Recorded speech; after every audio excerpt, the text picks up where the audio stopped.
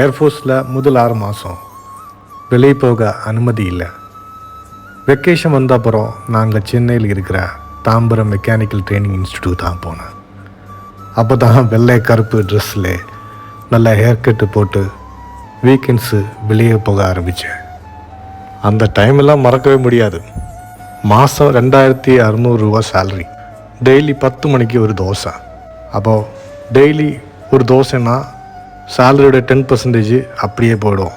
நம்ம கிளாஸ் ரன்வேட பக்கத்தில் ஒரு ஹேங்கரில், மற்றொரு ஆங்கிள் தான் இந்த தோசை ஷாப்பு. 2வது food spot Tambaram street food. கேம்ப்லேருந்து வெளியே போனால் 3 கிலோமீட்டர் நடக்கணும். சிக்காமல் மதில் ஏறணும், வயல் கடந்து ஒரு கோவில் வழியாக ஒரு வில்லேஜ் வழியாக பஸ் ஸ்டாப்புக்கு போனோம். தாம்பரத்துக்கு பஸ் எடுத்து போவேன். பரோட்டா குருமா கலக்கி சாப்பிட்டு ஃப்ரெண்ட்ஸுக்கு சாப்பாடு வாங்கி திரும்பி வரணும். ஏர்ஃபோர்ஸ் ஸ்டேஷனுக்கு திரும்பி வரவும் அதே கஷ்டம்.